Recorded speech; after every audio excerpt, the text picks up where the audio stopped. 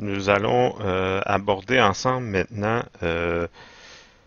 une dernière capsule, juste avant l'examen partiel numéro 1.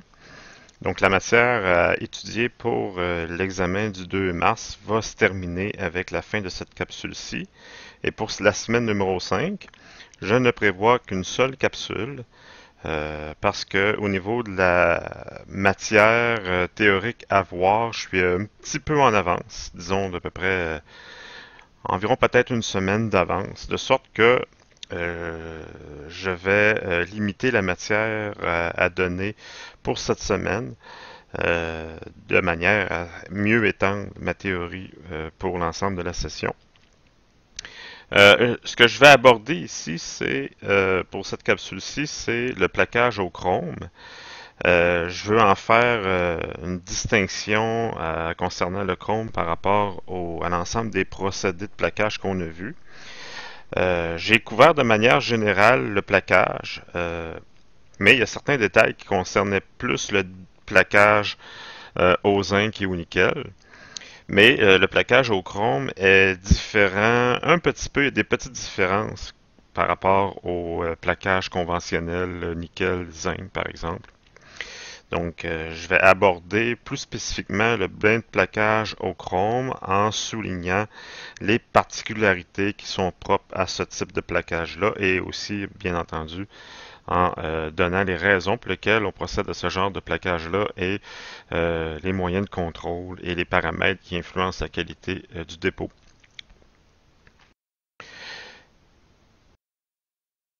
Oups, excusez-moi, ça a planté. Donc, un instant, il va revenir probablement vers lui.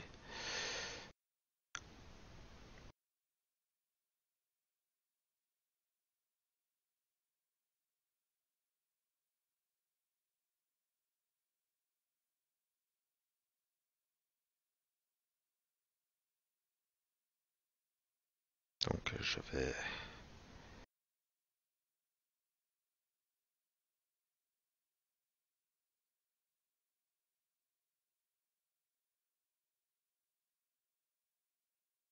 Et voilà, il est revenu. Excusez. Donc, bain de plaquage au chrome contient deux agents importants permettant au bain d'être conducteur électrique, en plus de contenir le chrome destiné à se retrouver sur la surface des pièces. Donc, la recette, la composition, autrement dit, du bain de plaquage pour le chrome, c'est essentiellement une solution aqueuse contenant deux agents spécifiques, en l'occurrence de l'acide sulfurique et de l'acide chromique, ou communément appelé aussi oxyde de chrome. Donc la formule chimique est CrO3, qui est dissous dans la solution d'acide sulfurique. Donc ça, c'est les deux constituants principaux du bain d'électrolyte pour le plaquage au chrome. Et là, je vous montre ici, lorsque la tension est appliquée, quelles sont les réactions qui peuvent avoir lieu à l'anode. Premièrement, une des différences, c'est que par rapport au plaquage au nickel ou au zinc, pour lesquels l'anode est constituée du métal à plaquer, donc c'est une anode qui se dissout. La source de métal provient de l'anode. Ici, dans le plaquage au chrome, la source du chrome ne provient pas de l'anode dissolvable, c'est un sel qui est ajouté périodiquement, à intervalles réguliers, donc l'oxyde de chrome qu'on ajoute sous forme de cristaux et qu'on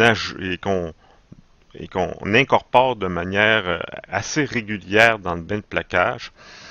L'anode, elle est inerte. Normalement, ce sont des anodes de plomb qui sont utilisées et peuvent avoir lieu les différentes réactions que vous voyez ici. Donc la tension nécessaire pour faire le plaquage au chrome entraîne aussi les réactions que vous voyez là. Donc la tension permet entre autres la décomposition de l'eau à la surface de l'anode. Donc on sait que c'est à l'anode que les réactions d'oxydation ont lieu et que les électrons embarquent dans l'anode et ces électrons-là sont attirés de l'autre côté vers la pièce à plaquer du côté de la cathode. Et là, la principale réaction qui a lieu lors du plaquage au chrome, c'est la décomposition de l'eau pour former de l'oxygène gazeux à la surface de l'anode de plomb, et ainsi que l'ion H+, et deux électrons. Donc c'est une réaction qui permet de générer les électrons. Une autre réaction qui peut avoir lieu, mais celle-là est beaucoup moins probable, étant donné la nature acide de l'électrolyte, donc des OH-, qui peuvent donner lieu à génération de molécules d'eau, d'oxygène et d'électrons aussi. Mais la première que je vous ai montrée est beaucoup plus probable. Euh, Autre réaction moins probable aussi, le plomb qui va réagir avec des ions H- pour donner de l'oxyde de plomb, de l'eau et des électrons. Donc ça, c'est pas très probable non plus qu'elle puisse arriver. Mais une réaction qui a lieu à l'anode, c'est la présence d'ions qu'on appelle l'ion trivalent de chrome, Cr3+, qui va réagir avec de l'oxygène dissous dans l'électrolyte pour reformer de l'oxyde de chrome avec 6 électrons. Donc ça, c'est une réaction qui est désirable dans la manière où il y a une trop forte présence de chrome trivalent. On va comprendre tantôt que le chrome a deux états d'oxydation possibles, donc 3 et 6. Donc ici, ce que vous voyez, ce sont les réactions à la cathode. La réaction en noir, la première que vous voyez, c'est la réaction sur laquelle on mise pour faire le plaquage au chrome. Donc, l'ion d'oxyde de chrome, qui est sous forme hexavalente, là on ne le voit pas à l'intérieur, mais dans la molécule Cr2O7, 2-, le chrome, il est sous sa forme hexavalente, Cr6+. Donc, avec un état d'oxydation de 6. Va réagir avec les protons, parce que les protons qui proviennent de l'acide sulfurique, pour donner pour finalement accueillir 12 électrons qui proviennent de la réaction anodique qu'on a vue juste avant. Donc, principalement, la première réaction, décomposition de l'eau avec génération d'oxygène et d'ion H+, plus 2 électrons. Donc, ces électrons-là proviennent de la réaction à l'anode pour former finalement le chrome métallique avec production de molécules d'eau. Ça, c'est la réaction désirée. Cependant, le potentiel fait en sorte que, tout dépendant des conditions, les deux réactions en rouge que vous voyez ici vont avoir lieu et surtout la deuxième, où la forte présence de protons, parce que l'électrolyte est relativement acide, avec deux électrons, va former de l'hydrogène gazeux. Donc cette réaction-là, elle est compétitive avec la première, qui est désirable, la production de chrome métallique, même qu'elle est extrêmement compétitive, même qu'il y a une majorité, une plus grande quantité d'électrons générés à la cathode servent à faire de l'hydrogène de manière plus importante que de chrome métallique. Donc, le plaquage au chrome, c'est un procédé assez peu efficace parce qu'étant donné le potentiel de travail, ce potentiel élevé-là va rendre possible d'autres réactions indésirables, comme celle de la formation d'hydrogène. Voilà. Et une autre réaction fortement indésirable, c'est la première en rouge, là où le même chrome hexavalent, sous forme Cr2O7, encore avec contribution de 14 protons, cependant va uniquement utiliser 6 électrons et non 12 pour former du chrome trivalent, Cr3+, avec encore là 7 molécules d'eau. Et le problème avec cette réaction-là, c'est qu'on ne forme pas de chrome métallique. Le chrome est encore oxydé en solution. Et le problème, c'est que sous cette forme trivalente-là, le chrome ne peut pas se plaquer sur la pièce. Donc, il reste en solution. Et la manière dont on peut reformer du chrome hexavalent à partir de ce chrome trivalent-là, c'est que cet ion chrome-là puisse réaccéder à l'anode Donc, la quatrième réaction que j'ai montrée tout à l'heure, donc ce même chrome trivalent-là, a la possibilité, avec réaction d'oxygène dissous, de reformer du chrome hexavalent CrO3. Donc, avec génération de 6 électrons. Donc, c'est un procédé qui est peu efficace. Beaucoup d'électricité servent à ne pas faire du chrome métallique, en beaucoup d'hydrogène gazeux et beaucoup de chrome trivalent. Et il est le pourcentage des électrons qui vont former la couche de chrome à partir du chrome hexavalent est minoritaire par rapport à la quantité d'électrons qui va faire les deux réactions en rouge. Donc, la réaction de formation de l'hydrogène gazeux à la cathode, comme on vient de voir, est très compétitive vis-à-vis de la réaction du plaquage du chrome, de sorte qu'elle représente la cause principale du faible rendement des bains de chrome, comme je viens de le mentionner juste avant. Et si on veut mettre des chiffres là-dessus, ben, la production d'hydrogène gazeux représente de 80-90% de l'électricité appliquée sur les électrodes. Donc, imaginez-vous là que c'est très ça coûte cher faire le plaquage au chrome et on perd beaucoup d'électricité à faire quelque chose qu'on ne veut pas faire. Donc on forme de l'hydrogène gazeux. Il existe essentiellement deux bains conventionnels avec acide chromique et acide sulfurique sans ajout d'agent catalyseur. Donc il y a deux types de bains. Il y a les bains concentrés et les bains dilués. Donc dans les bains dilués, là, on travaille avec 250 grammes par litre d'acide chromique puis 2,5 grammes par litre d'acide sulfurique. Donc, vous voyez que le rapport est de 1%. Là, il y a la quantité, la masse d'acide sulfurique représente 1% de la masse du sel utilisé, d'acide chromique, CrO3. Et puis, dans le bain concentré, ben, on y va de manière plus élevée, mais tout en gardant le ratio, 1%. Donc, 40 grammes par litre d'acide chromique accompagné de 4 grammes par litre d'acide sulfurique. Euh, Quand est-ce qu'on va utiliser les bains dilués ou les bains concentrés? Ben, il faut voir les avantages et les inconvénients. Donc, concernant le bain dilué, les avantages, le rendement de courant il est plus élevé. Donc, on a vu qu'on avait un très faible rendement de courant, c'est-à-dire la quantité d'électricité qui sert à faire du chrome est seulement de 10 à 20%. Donc, on atteint 20% avec des bains dilués. La vitesse de plaquage aussi est plus élevée et plus faible perte par drainage. Tandis que les inconvénients sont plus sensibles aux variations de concentration, donc il faut ajouter l'acide chromique de manière plus régulière, plus continue, de façon à ce que la concentration varie moins dans le temps, et est aussi plus sensible aux impuretés.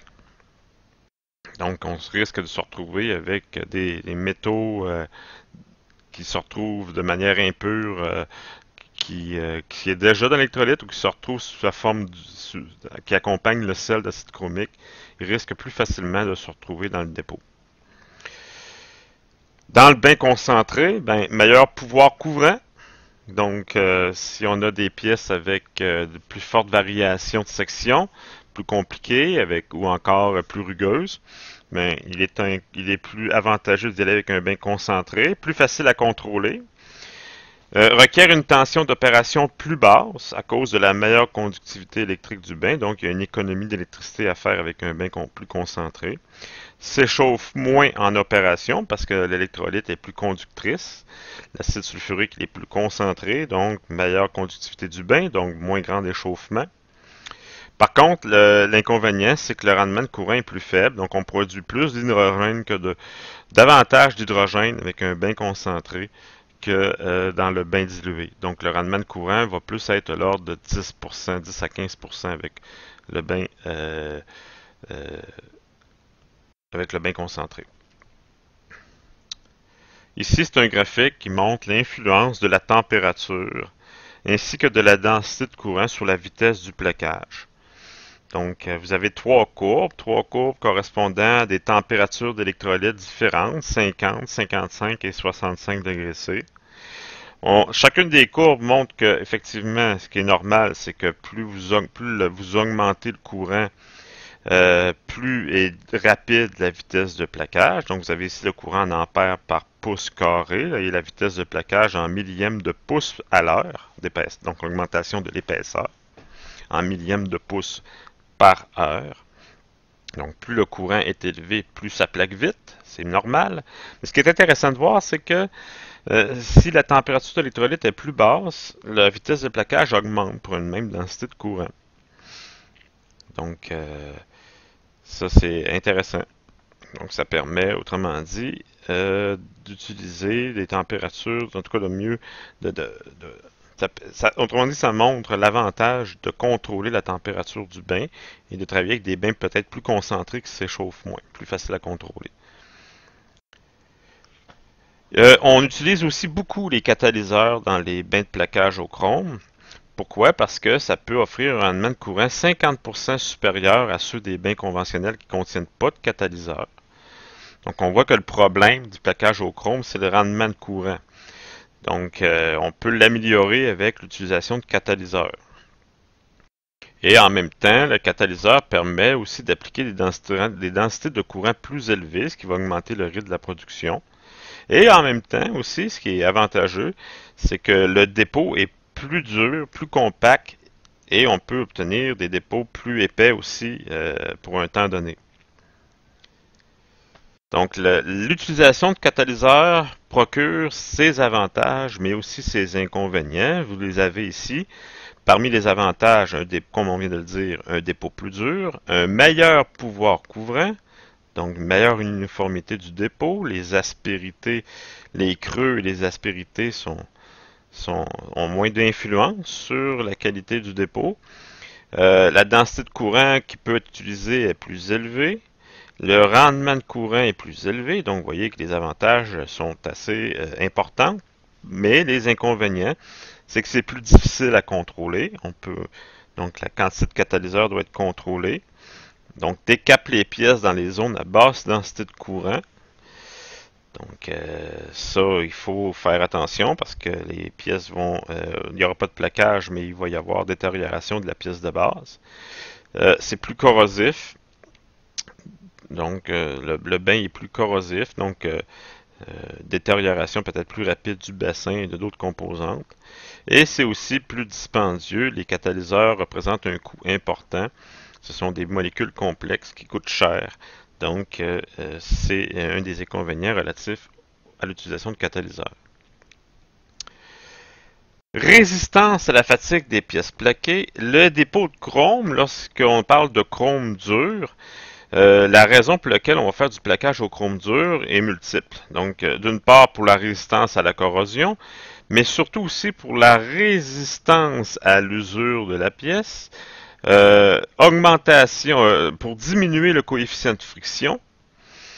Mais l'inconvénient, tout dépendant de l'épaisseur du dépôt, c'est que le dépôt de chrome peut être responsable d'une rupture par fatigue des pièces. Donc, un processus de fatigue, c'est l'apparition de fissures qui démarrent à la surface et qui se propagent vers l'intérieur de la pièce sous l'action d'une contrainte, d'une mise en charge variable, cyclique. Et le problème avec les dépôts de chrome, c'est que si le dépôt n'est pas bien fait, il peut représenter facilement une amorce de fissure parce que le dépôt il est très dur, donc très fragile. Les fissures peuvent se propager facilement dans le dépôt de chrome et représenter une source potentielle de rupture par fatigue si les conditions de mise en charge sont là. Et une des façons pour limiter la chance qu'une fissure puisse se propager vers l'intérieur de la pièce, c'est de limiter l'épaisseur du dépôt de chrome, donc limiter la zone dure et fragile. Comme ça, la fissure ne peut pas être très très profonde parce que le dépôt lui-même est pas très épais, donc on limite la zone dure et fragile dans laquelle la fissure se propage facilement.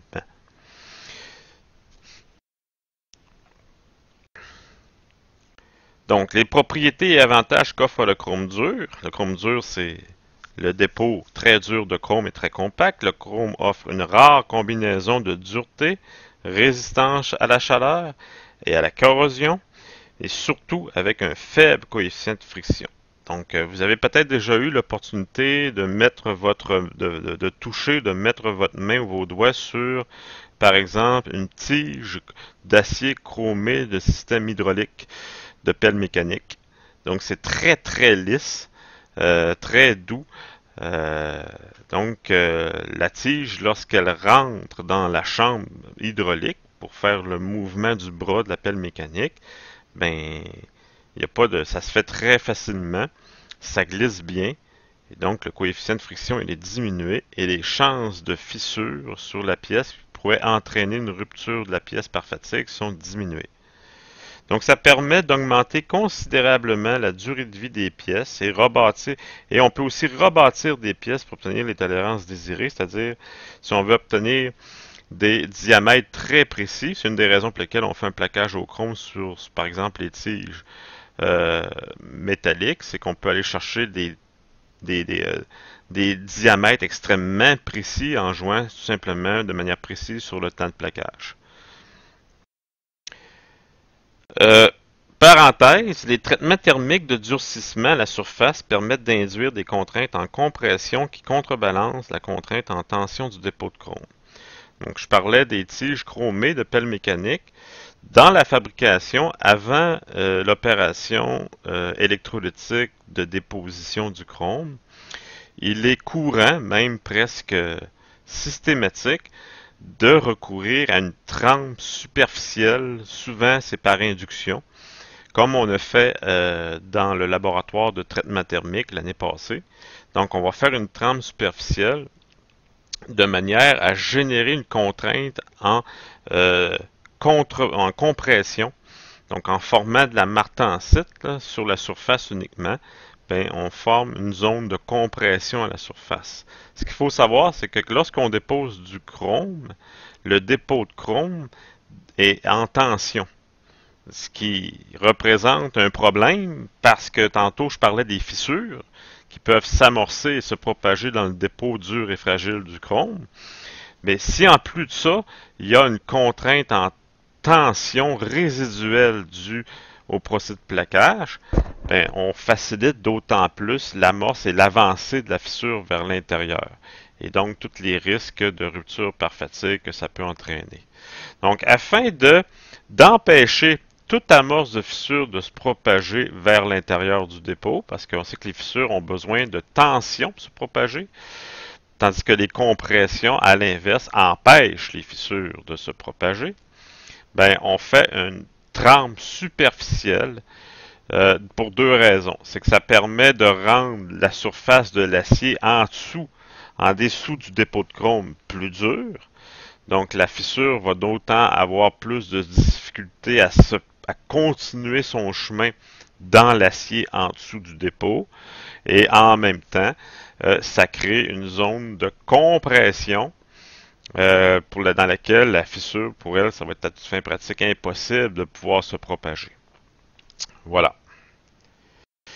Tantôt, je parlais du chrome trivalent pendant l'opération de plaquage. Ben, le chrome trivalent, c'est un petit peu l'ennemi numéro un du procédé de plaquage au chrome parce que le chrome ne se dépose sous sa forme métallique qu'à partir de son état hexavalent. Donc, il manque 6 électrons au chrome pour pouvoir se plaquer sous sa forme métallique. Mais, tout dépendant des conditions, à la surface des pièces, des fois, les ions chrome hexavalents, au lieu de capter 6 électrons, vont n'en capter que 3. Et à partir du moment où l'ion est trivalent, il n'est plus possible de capter à un autre moment donné plus tard 3 autres électrons pour éventuellement être capable finalement de se déposer sur sa forme métallique.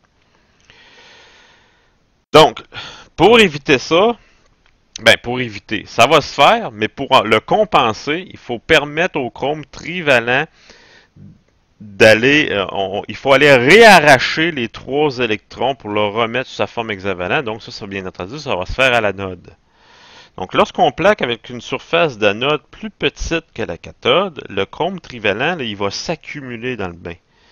Donc, le chrome trivalent qui se forme à la cathode n'est pas, ou moins, disons, retransformé en chrome hexavalent au même rythme à l'anode qu'il se produit à la cathode. Donc, ce que ça va faire, c'est que le chrome trivalent, il va s'accumuler dans le bain au fil du temps.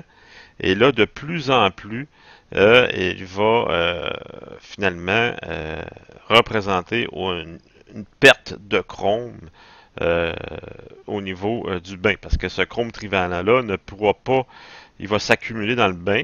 Ça veut donc dire que l'oxyde de chrome que je rajoute dans le bain, ben, il y en a une partie qui est gaspillée. Et ça va ça va entraîner d'autres problèmes. Donc, il faut absolument faire en sorte que le chrome trivalent qui se forme à partir du chrome hexavalent à la cathode puisse au même rythme se réoxyder sous sa forme hexavalente à l'anode.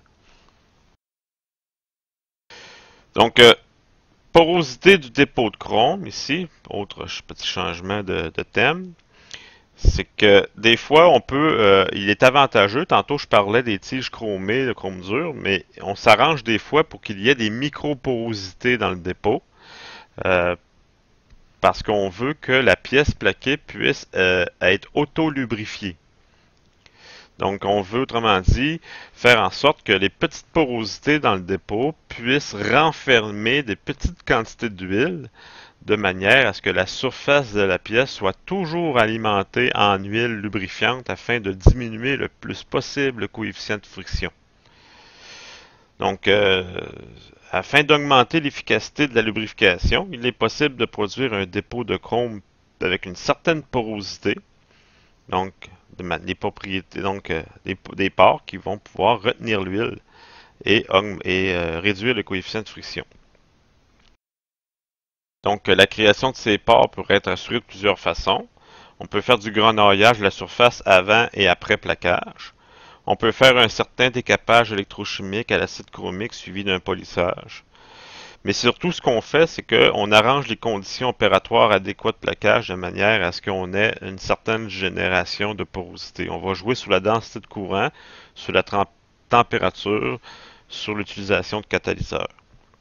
Donc, utilisation de plusieurs catalyseurs dans le bain de plaquage aussi pour générer des petits pores dans le dépôt. Pour contrôler la dureté et l'adhérence du dépôt, ben, on fait les mêmes tests que je vous ai parlé dans la capsule précédente. Ce qu'on va faire souvent, c'est la micro-dureté visqueuse ou KNOOP. On va vérifier aussi l'adhérence du dépôt en meulant la pièce et en vérifiant l'écaillage par les techniques qu'on a vues dans la capsule précédente. Principaux problèmes rencontrés et causes probables. Lorsqu'il y a une mauvaise adhésion du dépôt de chrome, ça peut être causé par un nettoyage insuffisant.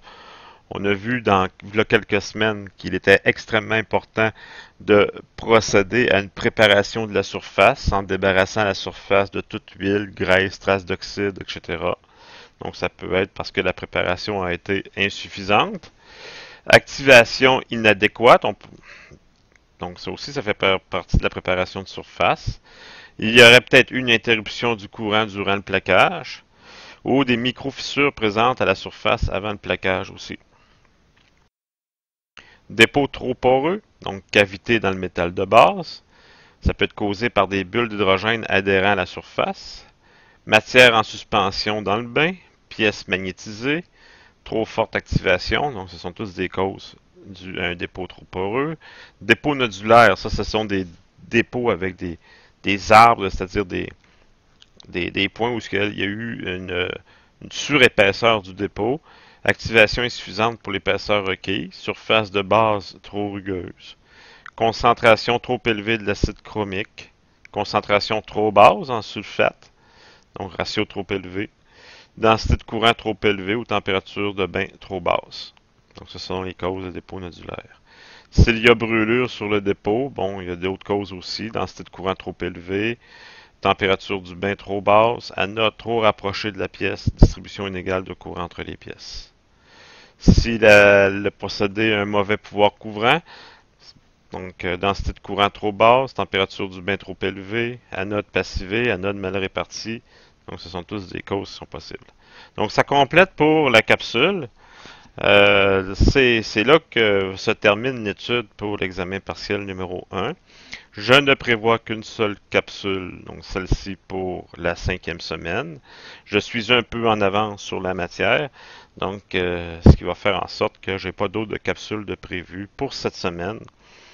Voilà, et je vous ai envoyé un courriel pour vous préciser qu'est-ce qui est à étudier, les pages à étudier au niveau du PDF, euh, les deux PowerPoint. Je vous rappelle aussi qu'il y a quelques semaines, je vous ai mis à votre disposition une série d'exercices sur la loi de Faraday. Donc ça serait peut-être très très important que vous puissiez faire les problèmes à l'intérieur de ce fichier-là pour bien vous préparer à l'examen. Voilà.